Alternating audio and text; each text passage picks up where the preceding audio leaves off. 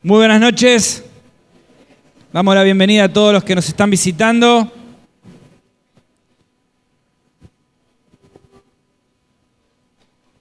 Y quiero invitarle que abra su Biblia.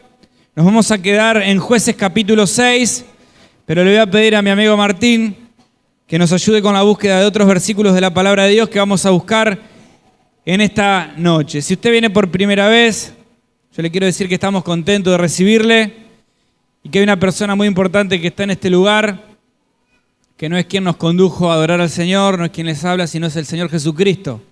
Un día nos encontramos con Él y transformó nuestra vida, y quizás esta sea tu noche. Entonces vamos a pedirle a Dios, si nunca viniste antes, si no estás acostumbrado a escuchar una predicación, un culto, si nunca tuviste la posibilidad de abrir y ver las verdades maravillosas de la palabra de Dios, yo quiero orar por vos, yo quiero orar por usted, y le vamos a pedir a Dios que pueda hablar a nuestro corazón. Cerramos los ojos, inclinamos la cabeza. Y Padre, en el nombre del Señor Jesús, yo te quiero pedir en esta noche que tú puedas hablar al corazón, que podamos escuchar tu voz y que podamos salir bendecidos de acá. Y te lo pido en el nombre de Jesús. Amén. Muy bien, el título de este mensaje se llama Inteligencia Espiritual. Ustedes saben que Howard Gardner en 1983 va a hacer una tesis acerca de la inteligencia y va a cambiar rotundamente el concepto de inteligencia que antes predominaba. Ustedes saben que cuando mi generación éramos niños, se tomaba como inteligencia el concepto de la memoria. Entonces había una criatura y le preguntaban a ese chiquito cuál es la raíz cuadrada de 9, cuál es la capital de Francia, cuándo nació San Martín. Entonces él respondía a esos estímulos y se acordaba lo que le habían dicho y se lo consideraba un niño inteligente. Pero este hombre, en Howard, en Estados Unidos, va a elaborar una tesis y va a descubrir el desarrollo cognitivo de las personas y se da cuenta que la inteligencia pasa por otros lugares, por la capacidad de resolver cuestiones, y él va a decir que todos somos inteligentes, que todos tenemos distintos tipos de inteligencia porque las inteligencias son múltiples. Y él va a hablar de algunos tipos de inteligencia. Inteligencia para la lógica matemática, inteligencias musicales, inteligencia kinestésica deportiva, inteligencia interpersonal, intrapersonal. Va a mencionar varias, pero hay una que este hombre no tuvo en cuenta. Y Dios sí la tuvo en cuenta. Está en la palabra de Dios y tiene que ver con esto, con la inteligencia espiritual. Miren, Pablo hablaba acerca de este concepto y cuando Pablo pedía por los demás, usaba este concepto. Poné, Martincito, Colosenses 1:9. También hay otro proverbio, 3:13 y 14. Vamos a ver un texto. Dice, por lo cual también nosotros, desde el día en que oímos, no cesamos de orar por ustedes y de pedir que sea lleno del conocimiento de su voluntad en toda sabiduría, y ahí viene el concepto. Inteligencia espiritual. Ahora, ¿de qué hablamos cuando hablamos de inteligencia espiritual? Bueno, hablamos del conocimiento de Dios, el entendimiento de Dios, la sabiduría de Dios.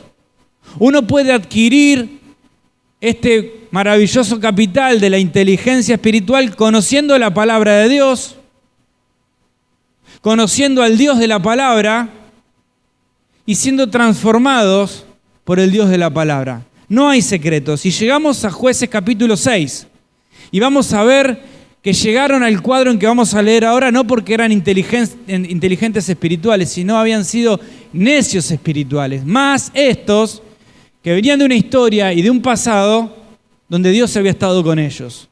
Y dice así la palabra de Dios en Jueces capítulo 6. Vamos a leer algunos versículos y el resto de la historia se las voy a contar. Dice el verso 1, presta atención. Y los hijos de Israel hicieron lo malo ante los ojos de Jehová, y Jehová entregó en manos de Madián por 7 años. Y la mano de Madián, los enemigos, prevaleció contra Israel, y los hijos de Israel, los judíos, por causa de los madianitas, por el enemigo, fíjense qué tuvieron que hacer. Hicieron cuevas en los montes y en cavernas y en lugares fortificados. ¿Qué pasaba? Y sucedía que cuando los hijos de Israel habían sembrado, subían los madianitas, los amalecitas y los hijos del oriente contra ellos, subían y los atacaban. Y acampando contra ellos destruían el fruto de la tierra hasta llegar a Gaza, y no dejaban qué comer en Israel, ni ovejas, ni bueyes, ni asnos. Verso 6. De esta manera empobrecía Israel en gran manera a causa de Madián. Y los hijos de Israel clamaron a Jehová. Y cuando los hijos de Israel clamaron a Jehová a causa de los madianitas, verso 8, Jehová envió de los hijos de Israel un libertador. No, ¿qué mandó Dios? Un profeta. Y llegamos al versículo 11. Dice, y vino el ángel de Jehová y se sentó debajo de la encina de un árbol que está en Ofra, la cual era de Joás, abiserita, y su hijo Gedeón estaba sacudiendo el trigo en el lagar para esconderlos de los madianitas. Y el ángel de Jehová se le apareció y le dijo, Jehová está contigo, varón esforzado y valiente. Y hasta ahí nomás la lectura, después les voy a contar. ¿Saben? Yo quiero hablar en esta noche de este concepto que tiene que ver con inteligencia espiritual. Los hijos de Israel hicieron lo malo ante los ojos de Jehová, y este es un ciclo que se repite y ya vamos a ver un texto después.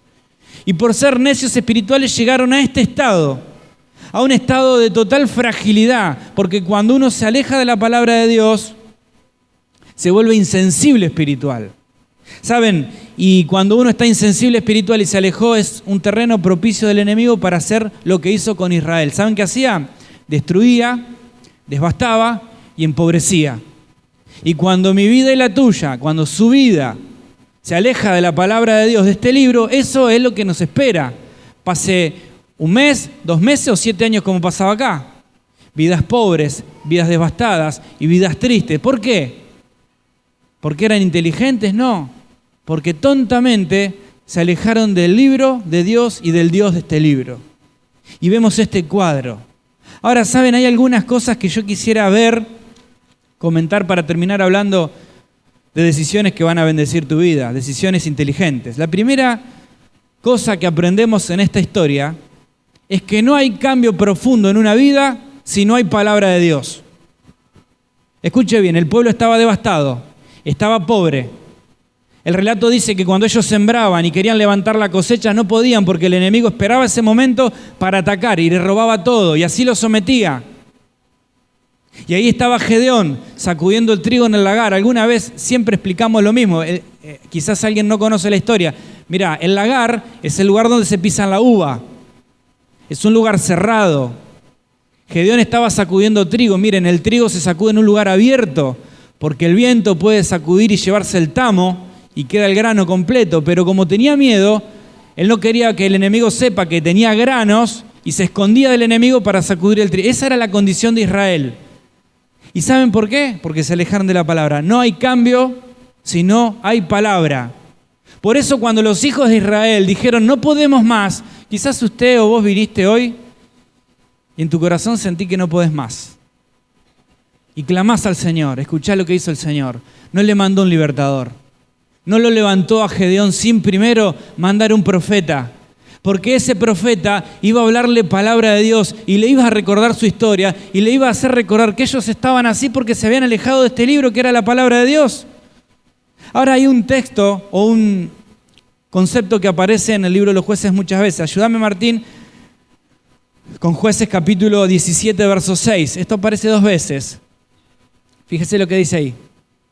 Dice, en aquellos días no había rey en Israel y escuche lo que pasaba. Cada uno hacía lo que bien le parecía. Y como cada uno hacía lo que le parecía, llegaron a este estado de esclavitud, de pobreza y de miseria. Ahora, ¿saben que ellos lo que hacían, lo que pensaban, ellos pensaban que estaba bien? Entonces uno opinaba una cosa y hacía conforme a lo que él opinaba, y otro tenía una opinión diferente. A otro le parecía otra cosa y todos iban para distintos lugares, pero ninguno se acordó de lo que pensaba Dios. ¿Sabe que cuando pensamos y tomamos decisiones, las hacemos basadas en la sabiduría de Dios o en la sabiduría de este mundo? Porque la Biblia habla que hay 2 tipos de sabiduría y esto es una verdad importante que tenemos que saber. Mire, usted no puede salir de acá si en esta noche no aprende que hay 2 tipos de sabiduría.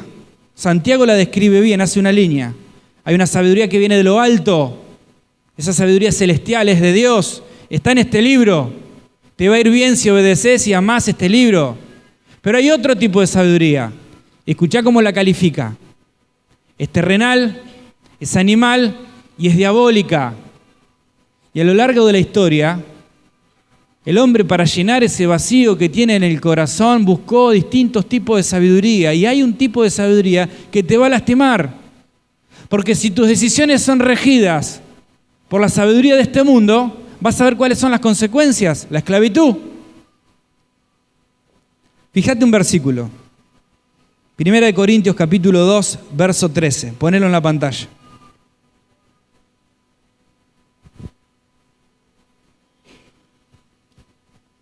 Dice, lo cual también hablamos no con palabras enseñadas por sabiduría humana. Acá hay un tipo de sabiduría, es una sabiduría humana, sino con la que enseña el Espíritu, acomodando lo espiritual a lo espiritual. La pregunta es, ¿cuál aplico? ¿Cuál rige mi vida? Si sos adolescente y joven y estás pensando en la santidad y en la pureza sexual, ¿qué es lo que rige tu vida? Si tenés que tomar la decisión de elegir un compañero y una compañera, ¿qué sabiduría vas a aplicar para tomar decisiones en tu vida? ¿Cómo administras el tiempo y la economía? ¿Cómo querés que sea tu matrimonio y la relación con tu esposo y tu esposa? Cuando pensás en la crianza de tus hijos, ¿cuál de estas dos sabidurías pensás que querés aplicar? Cuando proyectás tu ministerio y cuando estableces tus metas futuras, una de estas dos va a regir tu vida, te va a gobernar y tarde o temprano vas a ver las consecuencias. ¿Sabes? Ellos no llegaron a esta condición de esclavitud de un día para el otro. Es una ecuación que no falla nunca. Escuchá bien, vos querés llegar a la esclavitud, olvídate de la palabra de Dios, multiplicarlo por tiempo y sos esclavo. Y algo domina tu vida. Y el mal carácter te va a gobernar, una relación inapropiada te va a gobernar, el orgullo se va a empoderar de vos y tenés que tomar decisiones de santidad y decir, sí, yo quiero buscar la voluntad de Dios, pero soy joven y me falta mucho y quiero experimentar lo que ¿Querés saber cuál es la voluntad de Dios? La voluntad de Dios es vuestra santificación, que te apartés de fornicación. ¿Querés buscar la voluntad de Dios, que estás buscando un novio? No te unas en yugo desigual. ¿Querés buscar la voluntad de Dios, que sos casada, casado? Yo te quiero decir que la voluntad de Dios es la familia, es el matrimonio. Porque hoy parece ser que nos peleamos y que esas peleas se transforman en discusiones rutinarias y empezamos a considerar como la sabiduría de este mundo una posibilidad de una puerta abierta a la separación y al futuro divorcio. ¿Crees que esa no es la voluntad de Dios? Los judíos quisieron tentar al Señor porque ellos hacían eso. Ellos acostumbraban a repudiar mujeres porque cocinaban mal, porque no les gustaba el carácter. Y le vinieron con una pregunta, Señor, ¿por qué Moisés permitió dar carta de divorcio? ¿Vos qué decís? Y acá va la respuesta del Señor. Moisés les permitió divorciarse por la dureza del corazón de ustedes. Y siempre que hay rajaduras, siempre que en una familia, en un matrimonio hay peleas y hay pleitos y empiezan a considerarse estas opciones, ¿saben cuál es el corazón del problema? La dureza del corazón. Pero en el principio no fue así, dijo el Señor. Porque varón y hembra lo creó. Maravillosa respuesta del Señor. Hay un varón para una mujer. Ese es el matrimonio. Y después va a decir, varón y hembra lo creó, y lo que une el hombre, lo que une Dios, no lo puede separar el hombre. Es maravilloso, hay un vínculo fuerte. Dejará al hombre a su padre y a su madre, se unirá a su mujer. Esa palabra unirá significa sellar. Y serán una sola carne. Miren, quizás alguien acá hoy se da cuenta que vino a la iglesia y que le falta la palabra de Dios y que lo multiplicó por semanas, o por días, o por meses. Te quiero decir que si te alejás de este libro te vas a conducir directo para la esclavitud. Pero si hoy te das cuenta que venís así, te vas rumbo, hoy podés pegar un volantazo y podés volver a este libro. Me encanta porque el Señor le da esperanzas. Y cuando una vida está endeble, empobrecida, frágil, en el medio de la miseria, ¿sabes qué te dice Dios? Que hay esperanza. Y manda profetas, porque si escuchás la palabra de Dios y te volvés de corazón, Dios puede hacer una obra tremenda con tu vida, con tu familia, con tu matrimonio, con tu ministerio. ¿Sabes otra cosa que tenemos que saber de esta historia? No solamente que no hay cambios profundos si no hay palabras, sino que todos tenemos un lagar. Te dije lo que era el lagar, es el lugar donde estaba escondido por miedo, es el lugar de la cobardía, donde te llevó la esclavitud. De algún lugar a vos y a mí nos sacó el Señor. Todos tenemos un lagar. Es el lugar del fracaso. ¿De dónde te sacó el Señor? Algunos lo sacó del dolor, de los golpes de la vida y del rechazo. Mira, a otros el Señor los sacó y los vino a buscar del lagar de las ataduras de los vicios. A otros el Señor nos fue a buscar a la provincia apartada y nos recibió con un abrazo. A otros los sacó del orgullo, de un corazón duro. Pero todos tenemos un lagar. Ahora, el Señor se aparece como a Gedeón y como a muchos de los que estamos aquí. Y la pregunta es, ¿qué te impide seguir al Señor? ¿Qué te impide escuchar su voz y dejar el lagar para ir a donde Él quiere que vayas? Mirá, siempre que el Señor busca una vida, es para bendecir esa vida. Todos los que están trabajados y cargados, vengan a mí. ¿Y cuál es la promesa del Señor? ¿Una carga peor? No. Si el Señor te está llamando, si el Señor quiere que vos entregues esa vida rota, hecha a pedazos, es porque Él te quiere dar descanso. Y hallaréis descanso. Y pueden llevar mi carga. Escuchá cómo es fácil, es liviana y ligera. Por eso el Señor nos puede bendecir y traer libertad, sanidad y cambio. La pregunta es, ¿qué te impide? Bueno, a Gedeón se lo impedía el orgullo. ¿Sabes qué hizo Gedeón cuando Dios lo fue a buscar a ese lugar miserable? Lo primero que hizo Gedeón es decirle, Señor, si vos estás con nosotros, ¿dónde están los milagros que nuestros padres nos contaban? Y hay un corazón duro, enojado por esa situación que estaba viviendo. ¿Estás enojado con alguien? A veces el orgullo no nos impide salir del lagar para hacer la voluntad de Dios. ¿Cuánto más dolor, angustia y fracaso estás dispuesto a experimentar por no querer salir del lagar? Por no pedir ayuda. Mira, después de echarle la culpa a Dios, ¿sabes qué hizo? Le echó la culpa de su fracaso a la condición en que vivía. Somos pobres, yo soy el menor de mis hermanos, estamos en esclavitud y a Dios no le importa nada de eso. Porque Dios aún te puede sacar del lagar, no importa tu condición social, no importa tu condición familiar, no importan las cuestiones psicológicas, no puedes poner excusas cuando Dios te llama. Algunos no pueden seguir al Señor por la culpa. Quizá algunos de los judíos decían, Señor, 7 años que te di la espalda, 7 años de fracaso y la culpa va abrazada con la vergüenza y no queremos enfrentar al Señor porque sabemos que le fallamos y que volvimos al lugar que un día le prometimos que nunca íbamos a volver. Y el Señor sabe todo eso. Y Él no te llama para hacerte pasar vergüenza. Él te llama porque está dispuesto a perdonarte. Porque si confesamos nuestros pecados, conocemos su carácter. ¿Cómo es el Señor?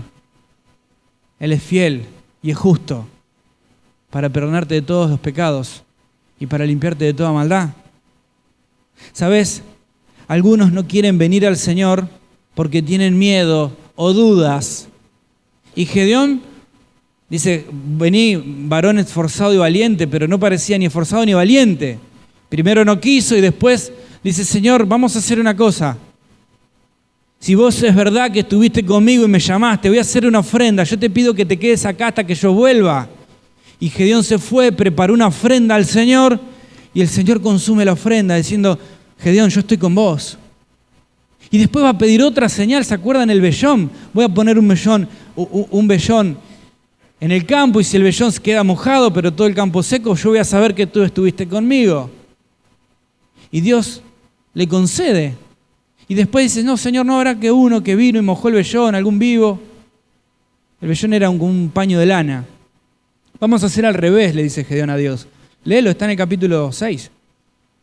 Vamos a hacer al revés, que todo el campo esté mojado y el vellón seco.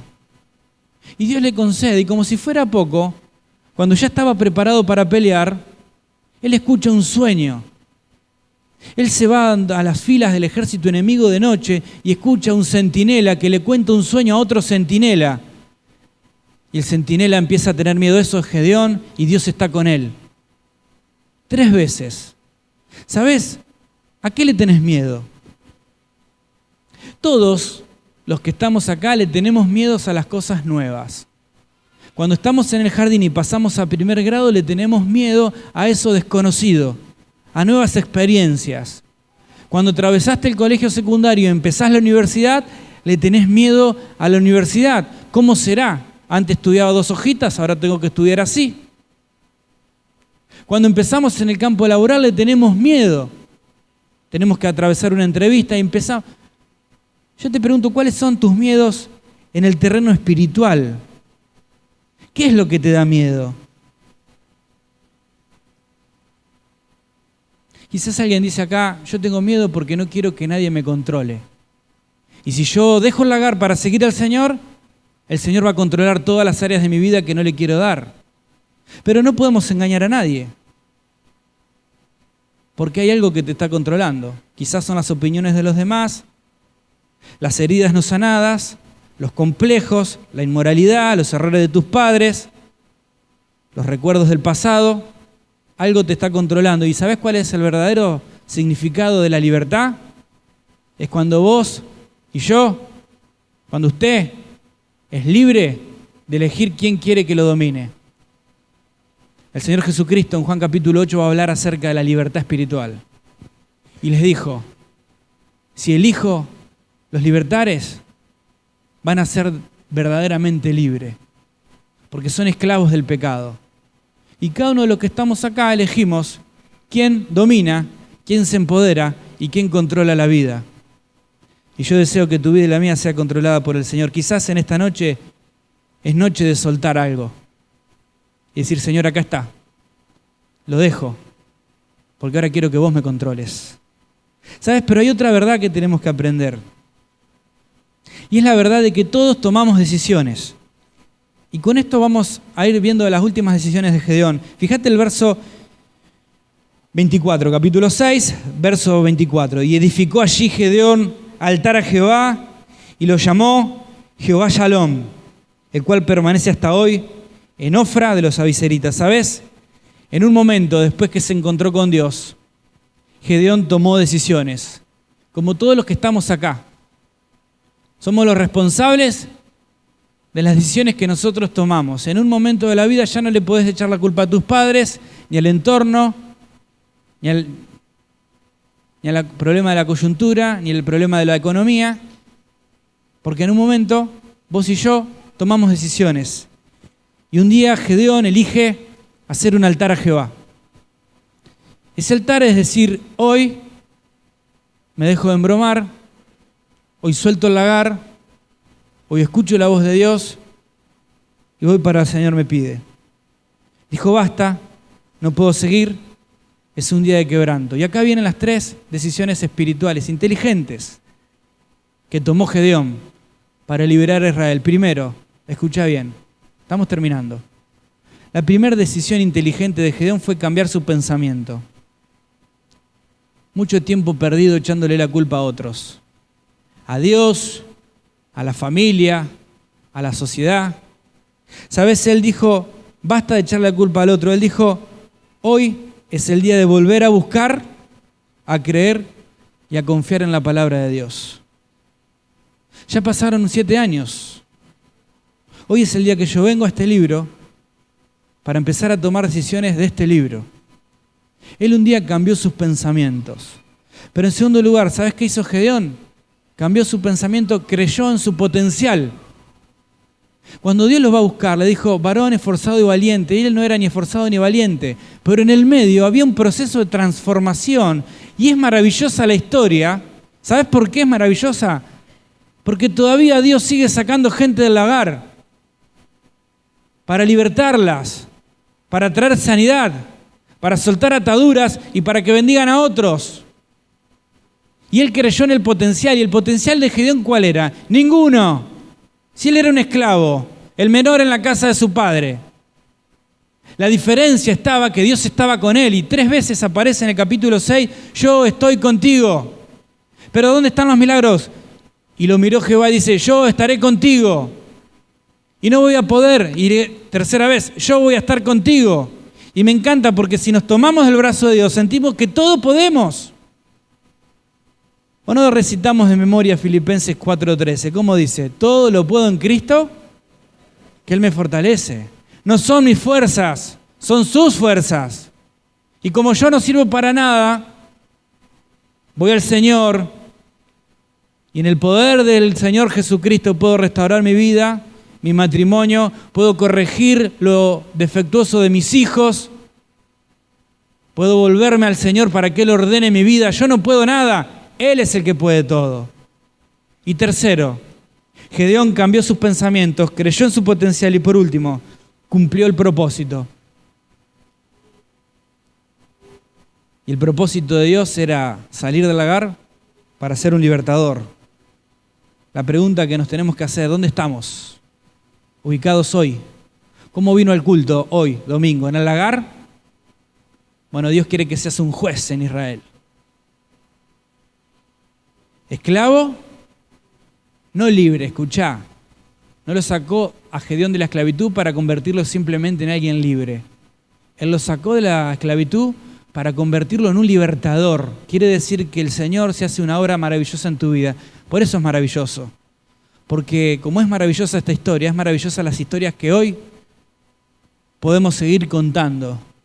Testimonios vivos de personas que estamos acá, que nos podemos levantar, si pudieran ustedes escuchar, dar testimonio, decir, el Señor me sacó de la esclavitud y me ayudó a liberar a otros también.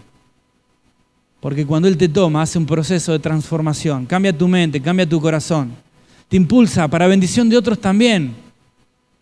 Y vos podés ser no libre, un libertador para otros.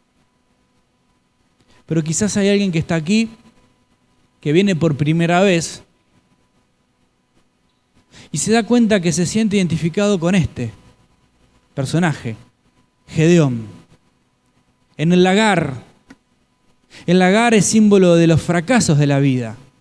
Ese es el lugar a donde Dios te va a buscar ahora, en esta noche. ¿Cómo viniste acá?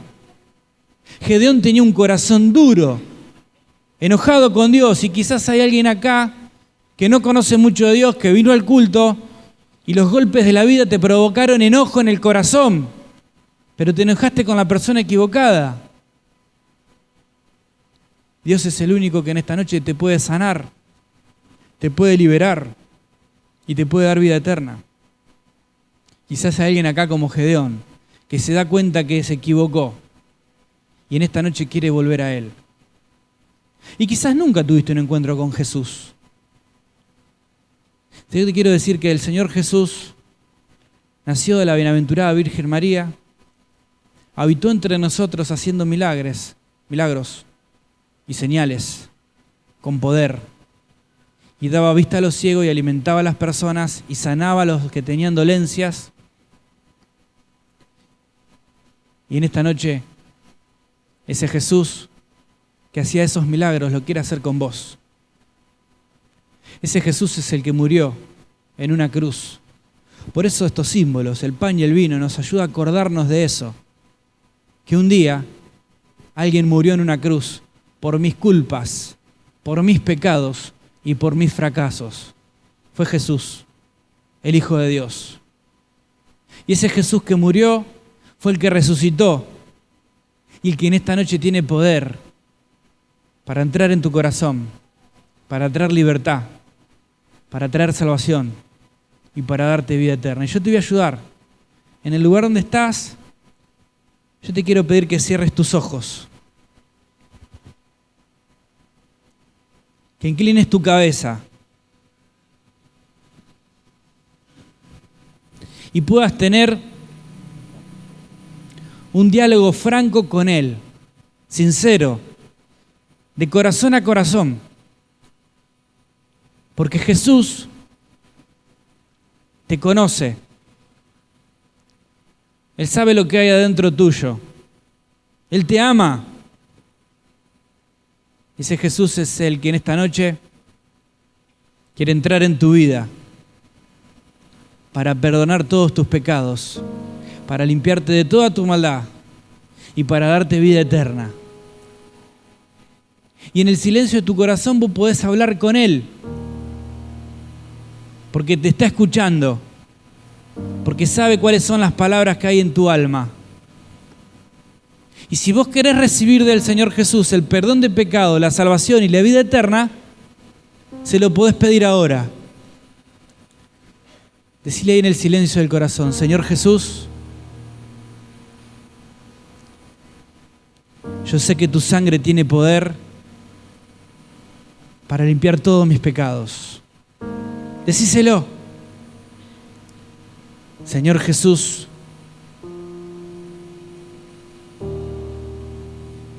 en esta noche te pido perdón por todos mis pecados. Te recibo en mi vida como mi único Salvador. Entra en mi corazón. Seguimos con los ojos cerrados.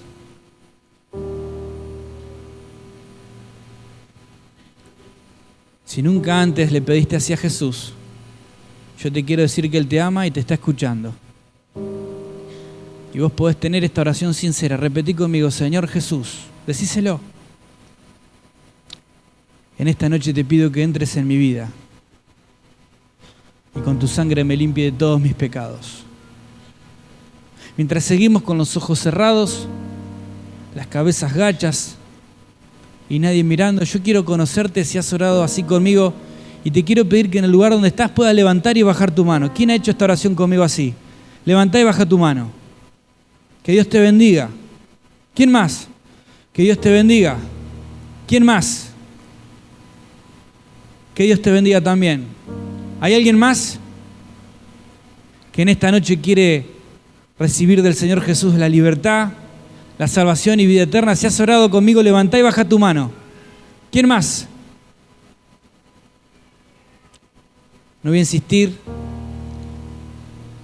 Quizás hay alguien aquí que conoce el Evangelio, que conoce al Señor, pero se da cuenta que su vida está siendo transitada en un lagar.